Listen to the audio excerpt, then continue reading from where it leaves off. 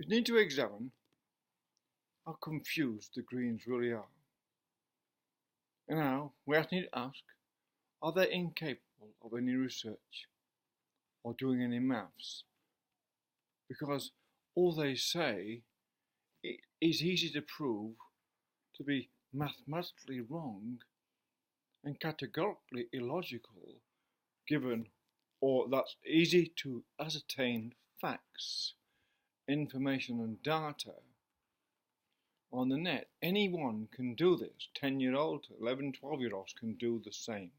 It's very easy to obtain the information that's available to everyone on the World Wide Web.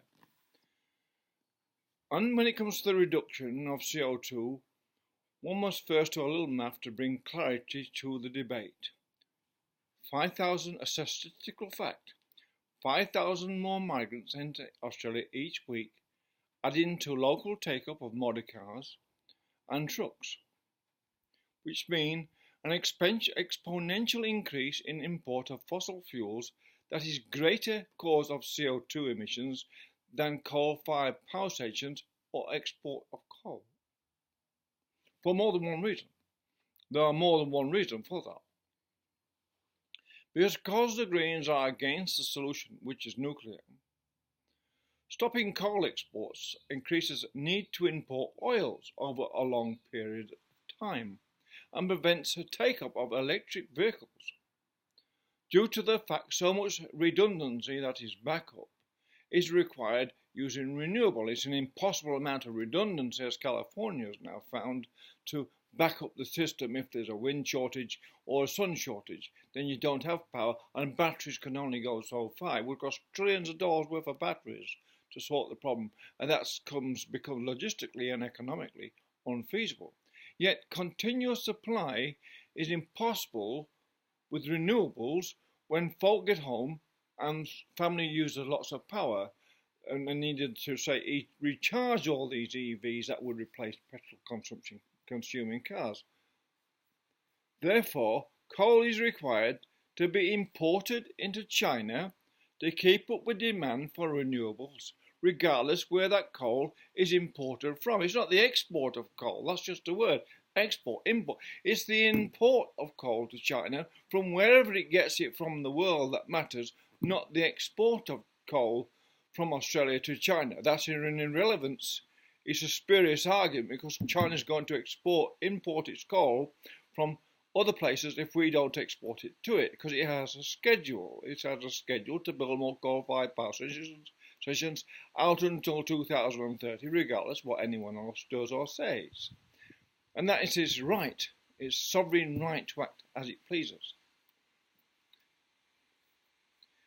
As you are all aware, baseload power is required for thousands of lifts in high-rises, hundreds of trains, all running on heavy-duty electricity. You can't run a train system on wind power. It's impossible.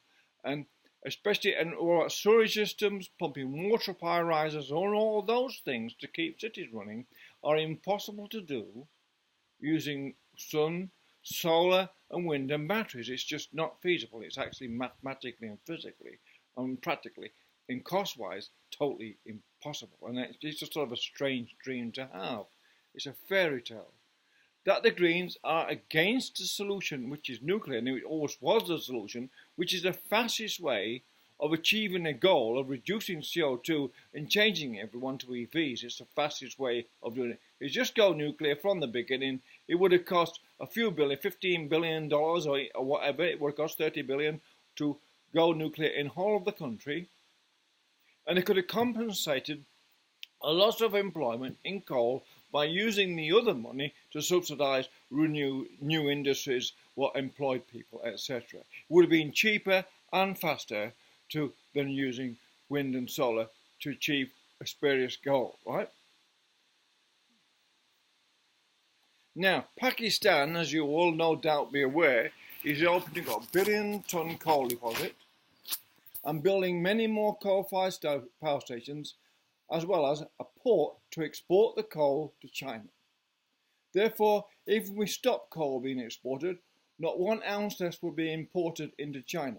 This deplorable fact, arsonists set fire to our beautiful forests and destroyed so much wildlife and caused the death of many people and destruction of massive amounts of property is the greatest concern for those that truly love life and forest itself and think justice ought to come first before anything else in a lawful system that we have or had until the Green left attempted to disrupt the legal process and lawful process by making lawful noise to divert attention away from the trouble they've caused to this country by not allowing the clearing of forests, etc., to prevent or reduce the amount of bushfire. Australia's CO2 emissions are 1/5 of a part per million. And as we import more people, 5,000 per week, and use more cars and trucks required, it is not racist to suggest you must reduce the population. It's actually the correct thing to do mathematically if you're going to reduce the amount of CO2 that Australia emits on its soils and also reduce the cost of welfare, services, schools, housing and everything else what provides and supports the financial means for 5,000 more people each week to live in Australia in a reasonable way. You can't have both. You can't improve your life and improve the quality of life and standards of life at the same time destroy the economy and at the same time destroy the bush. Let's improve this. All we've seen is a decay in intelligence and a lack of ability to do simple research by so many people. And that itself is sort of shameful because Australia's CO2 is 1/5 of a part per million of gross global CO2. So therefore, if we import 5,000 more people a week, and that's, at a guess, 2,000 more cars on the road per week with a local population, kids buying cars all the time, we must be increasing our CO2 as we need to increase our imports of wind and solar to keep up with green demands, which then increases the need for China to import coal regardless where it imports it from. Now, that surely should not be too difficult for anyone to work out, even a green.